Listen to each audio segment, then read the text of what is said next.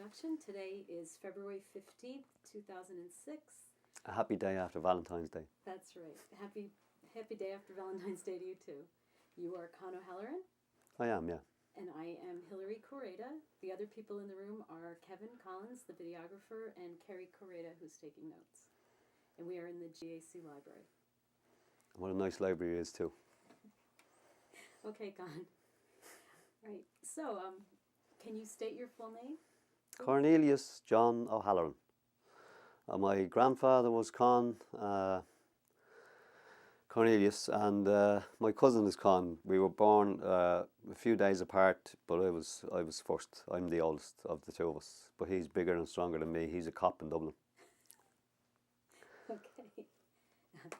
And your nickname is Con? Con, yeah. Well, I've been called other things too, but Con, yeah. Okay. That's what I've been called all my life, yeah. Are there any special traditions connected to your name or to your family name? Well, the name goes all the way back to the Bible. It's mentioned every so often. Certain priests mention it all the time. You know, when you give them a few books here and there. But no, at certain masses and certain passages of the Bible, you will hear Cornelius mentioned in passing. Okay. And how about O'Halloran? Is that a common Dublin name? No, O'Halloran comes from the west coast, borders of Galway and Clare. And the Irish is O'Halloran, which means, I'm told, foreigner from across the sea. That's what the meaning of O'Halloran is. Okay. Do you know what sea? I believe it's Nordic. Okay. The North Sea, or, somewhere in Scandinavia. Okay.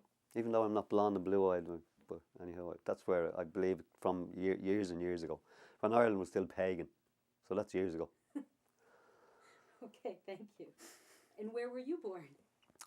I was born in Dublin in 1954, and in the Rotunda Hospital, which is just beside the Parnell Monument, at the top of O'Connell Street.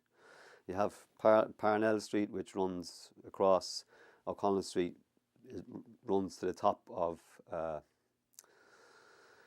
it just meets Parnell Street there, where the Parnell Monument is, and the Rotunda Hospital is there, right there. And a lot of babies have been born there before and since. Well, that's good. And where did you live in Dublin? We lived in Ballyfermot. I'm told I was about 3 months old, which would be January 1955, when we moved to a housing scheme, as they called it, where my grandmother and grandfather lived in Bluebell, which was maybe 2 miles away from where we grew up.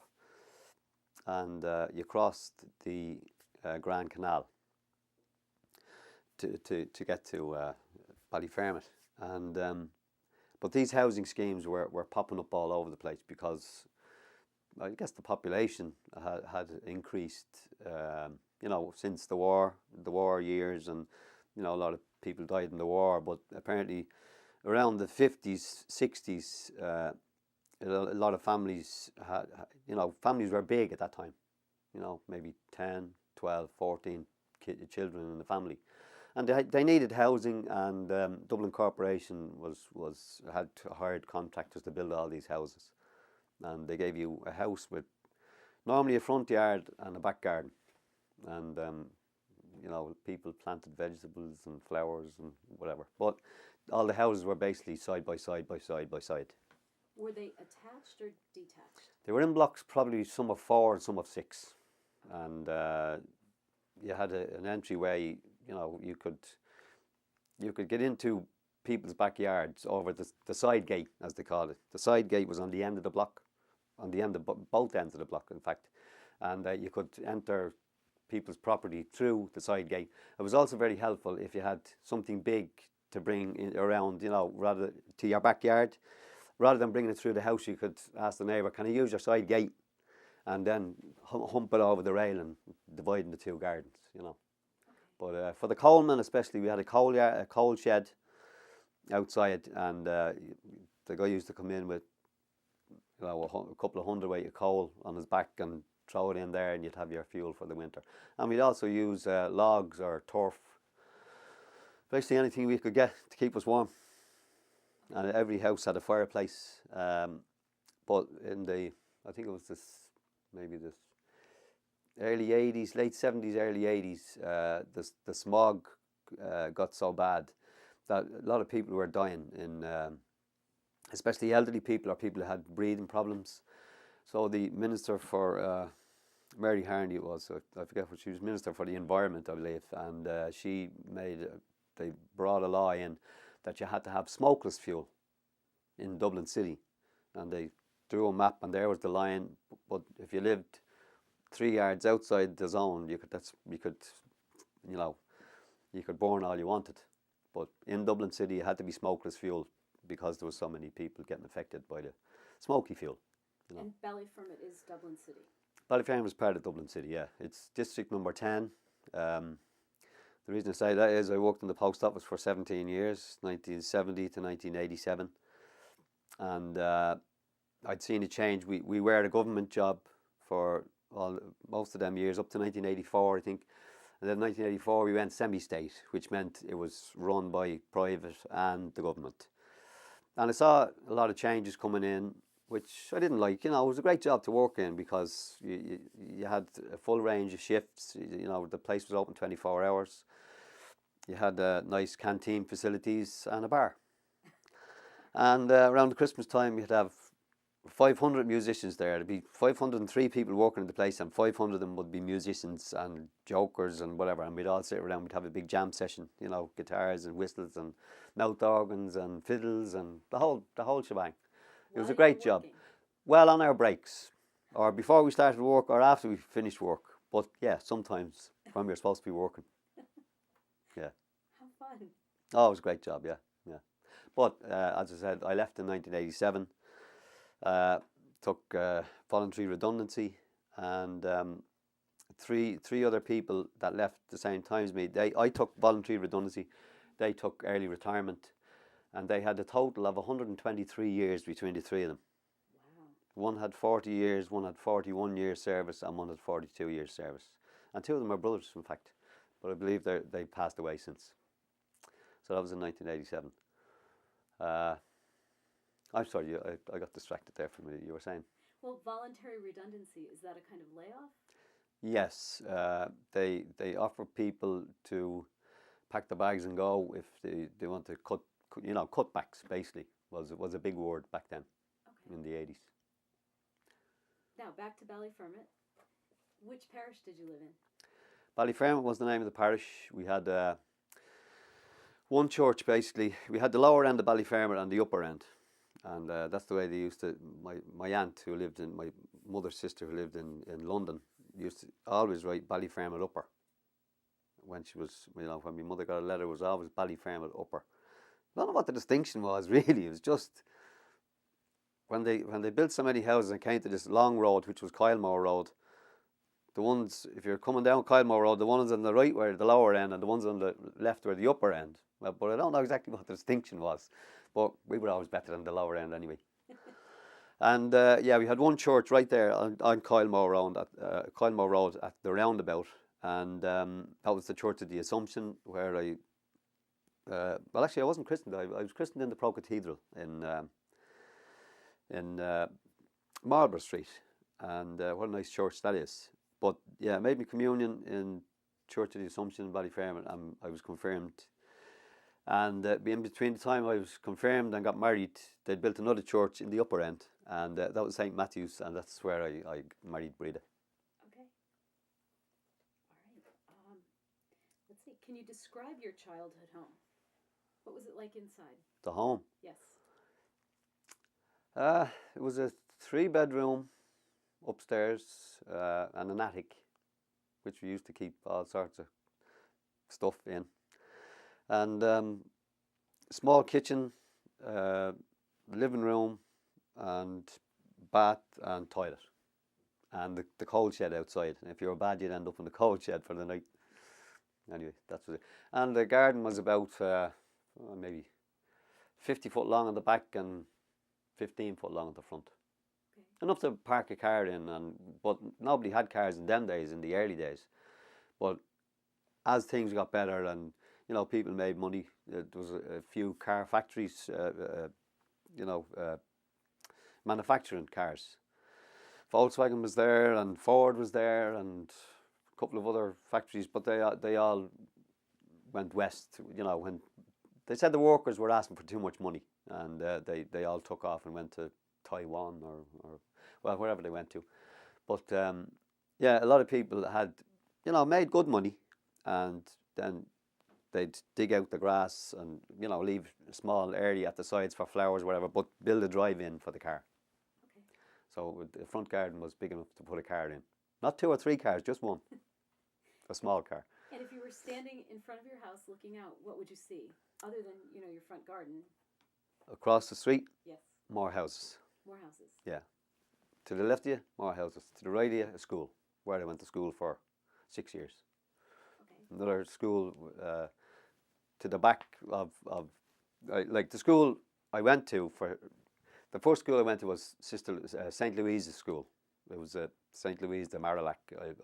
I'm told the name of it is, and that was for low babies and high babies. They used to call them. I think they're pre-K here or something like that. But there was low babies, high babies, and then you went to the big school for first, second, third class, fourth class, fifth class, and sixth class. And when you were in sixth class, you were about 12. You did your primary education exam, and then you either went to work, or if you were going to secondary or technical school, that's where you went after that. But yeah, basically houses everywhere. Okay. But we did have, not too far away, we did have the Phoenix Park, which was, I'm told, was the biggest park in the city, in a city in Europe at one time. And I think it may still be the same.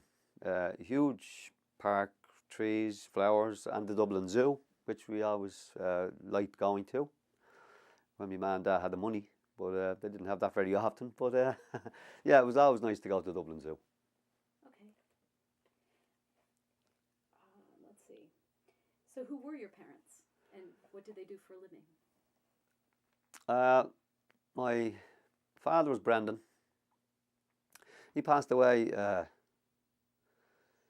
when was it? This is 2006. He passed away in 2004, around November. And he was here numerous occasions, and he loved it here, coming over to see us. There's 6 of us here. Out of the family, there's 8 of us in the family. I have 2 brothers left at home with their families. And my dad was a fitter, diesel fitter, mechanic, and into heavy machinery, big payloaders and bulldozers, and these long trucks that you load up these big machines on. And he could work from, you see minis driving around now. Well, they were even smaller when we bought a couple of them back in the 60s. He could work on anything from that size up to the biggest machine you could drive around, and that's what he did for a living. Wow. And my mother, she was basically a housewife for years and years, and then through no fault of her own, she decided to go and do a few hours work a week, and she went to work for Beecham's. They made all these medicinal lemonades and Beecham's powders used to take for a cold or a headache, or things like that. They were in the medicinal field. Okay. What was your mother's name?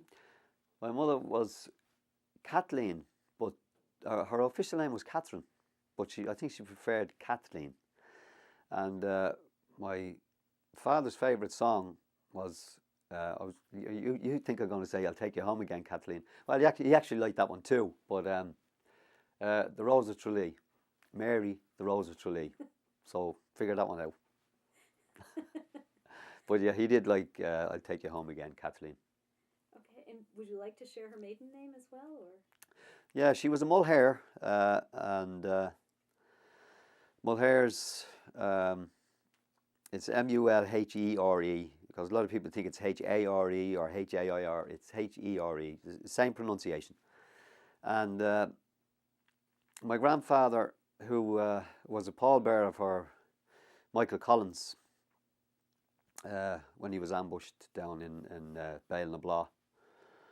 My father was in the army. My grandfather was in the army, and he was a pallbearer at the Michael Collins funeral.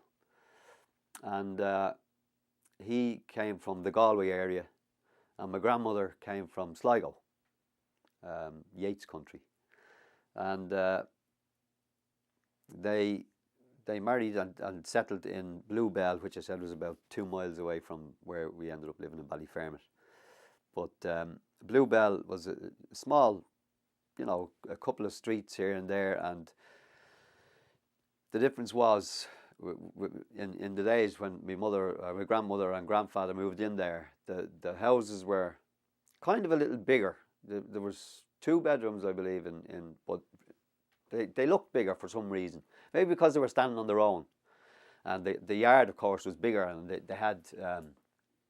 They moved in 1923, and my grandmother, I think my grandfather died in 84, I think I'd say, 85, and my grandmother was 103 when she passed away. And in fact, she was Bridget Mulhare, and her 2 sisters, Kay and Molly.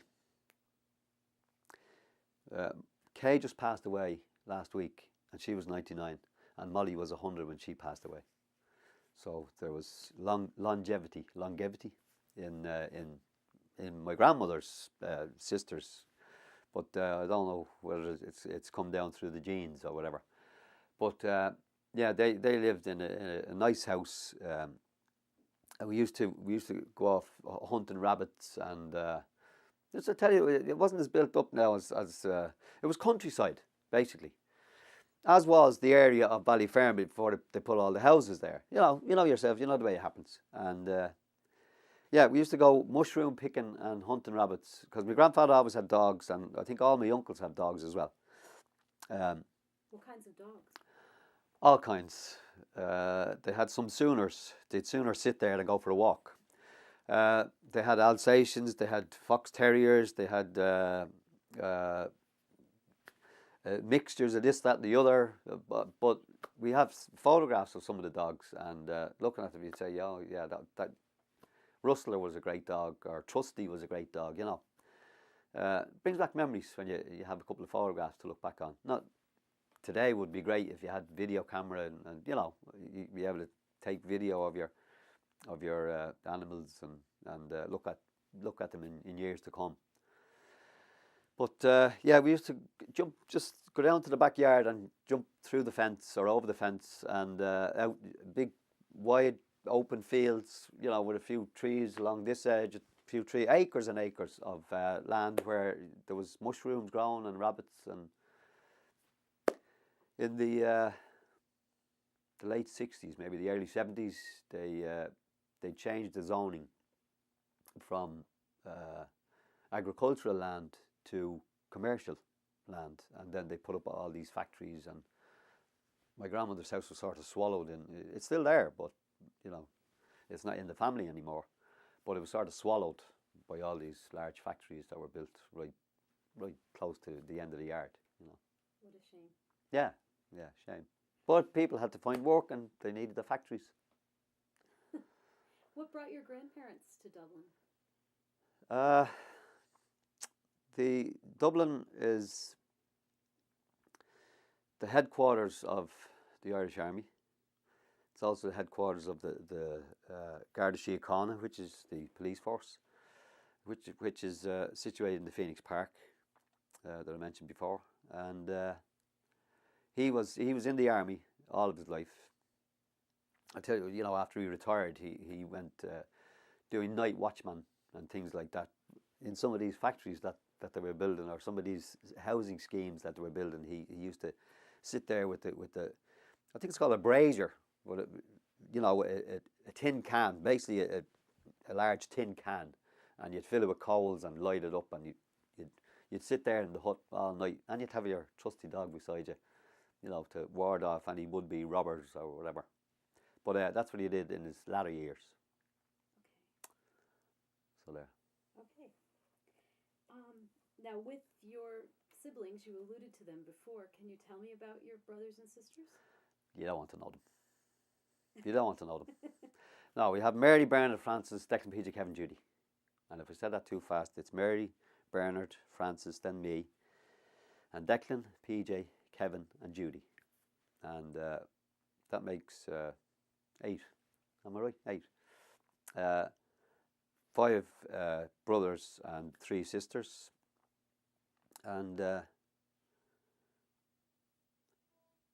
my older sister Mary is in this country since 1984. Bernard's at home with his family. Fran is here since 1970.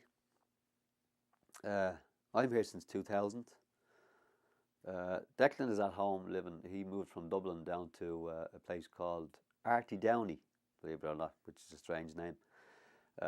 Arty Downey in County Cavan.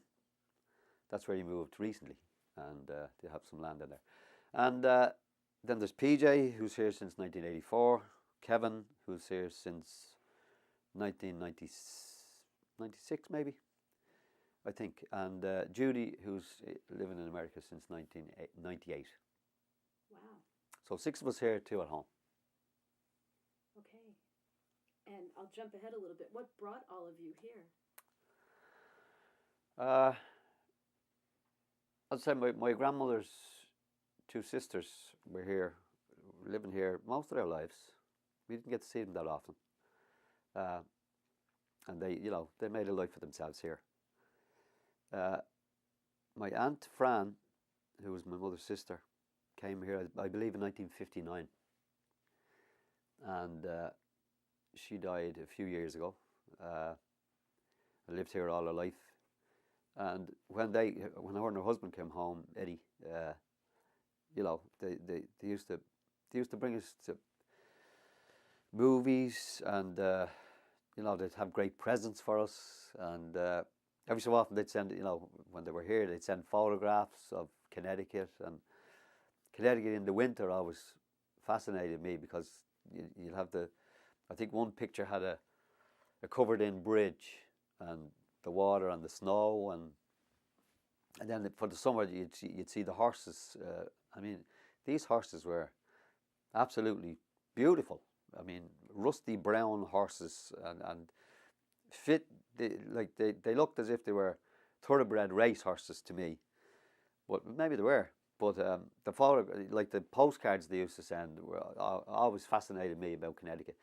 And then in, I think, 1969, my mother and father and Fran came over here, and Fran decided she wanted to come here. At that time, there was really no long waiting period or paperwork to be filled in. Basically, she came here, lived with my aunt, and then basically went out on her own. And after a few years, she became a citizen. And when she used to come home, then come to see us in Dublin,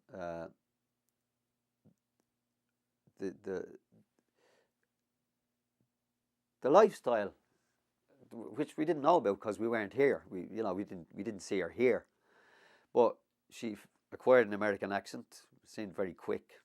I always pull her up about that. You're from Dublin, from America, but a few of us used to come over and we'd go back and forth for a week here and 2 weeks there or whatever. And I actually ended up coming here in 1984 with 4 friends of mine to play music and generally have a good time. And that's what we did. And we were here for, I think, the month of March. And I come up to see Fran, over that period of time.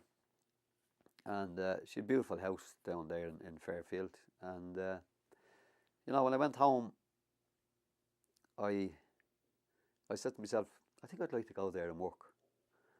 And then in 1987, I said, when I left the post office, I had some spare cash, and myself, Breda, and the 3 kids, I should say, came over. Karen, Elaine, and Daniel, who's my 2 daughters and son. And we came here for, I think, a month or 5 weeks in 87. And we had a great time up at Lake Mohegan, and just being here, it seemed, I was going to say it seemed to suit us, but yeah, it seemed to suit us being here for some reason.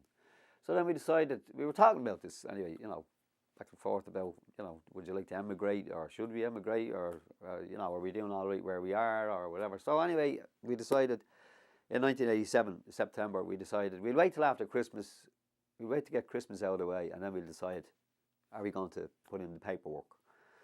So after Christmas, we decided, yeah, this is 1988, let's fill in the paperwork, and Fran had already sponsored my older sister and my younger brother, Mary and PJ, and she'd brought them over in 1984, and I think they were waiting a good few years too, but not as long as we were. A lot of things, there was a lot of visas available to people on a lottery basis, and you just basically wrote a letter explaining who you were and your date of birth and the whole thing and your mother's maiden name, which always seemed peculiar to me. I don't know why they ever wanted to know that. But you always had to put your mother's maiden name, and all these visas were available. And I think, for a good few years there was thousands of visas available. But in the last maybe 10 years, it dwindled down from thousands to 1,000 to 500 to 250, where was the amount of visas that the immigration people were giving out. And I don't know the reason for that, and I've asked a couple of people and nobody knows the reason for that, but I'm told Ireland and Greece are the only two countries in Europe that have to wait for such a long time to qualify for a visa.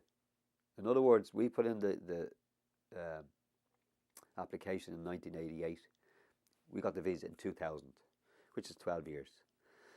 And my eldest daughter, Karen, was 10 years of age when we filled in the paperwork, because she was 10 in that January, like I told you, in 1988. And but unfortunately, the turn of events was bad for us, really, because we had planned to come here as 5 people, and in 2000, just when we were finalising the paperwork, fingerprints, X-rays, the whole thing, I got a phone call that Karen had turned 21 and was now no longer considered a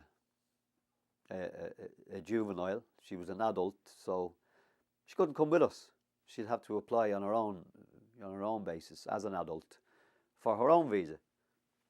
So I'm left on the phone, and the woman is saying to me, "Mr. O'Halloran, should I continue processing the other 4 people, yourself, your wife, and the other 2 children?"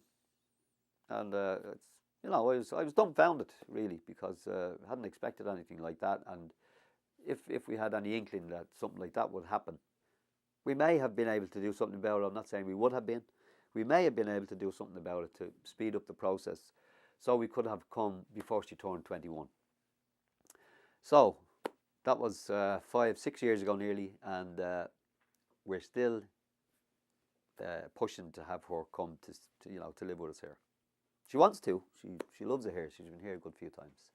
Yeah, maybe 5 or 6 times since we moved. But we miss her. And she has a little boy now, our grandson, and we've sort of missed out on him growing up. His young years. And your other daughter, as I've heard, went back to Dublin? Elaine, yeah. Elaine was working here with my sister, and she had a very good job in Mercedes Motorworks down there in Commerce Drive. But she got a little homesick, if you like to call it that, when she found this, when she discovered that Karen was pregnant and there was a little baby coming on the way. She told us she was going home for a couple of weeks, but we sort of knew her and Karen are like this, So she stayed back there with her, and that was about 3 years ago or 4 years ago, and because she stayed away, stayed out of the country so long, she lost her green card or legal status here. So if she wants to come and stay with us, she has to apply all over again, I believe. But because I'm a citizen, which I became 2 weeks ago or whatever, I hope that will make a difference in, putting Karen and Daniel, little Daniel, into a different category, which will lessen the amount of time we'll have to wait for them to come here. As regards Elaine, I don't know what's going to happen there yet. What a saga. Yes. My sister, as I say, who sponsored us, Fran, she's always said, well, the idea of the American government and the legal judiciary, if you like to call it that, was to not to separate families, to keep families together. And as I said, we applied as 5 people in 1988, but it wasn't to be in 2000. Only 4 of us came here. Wow. So.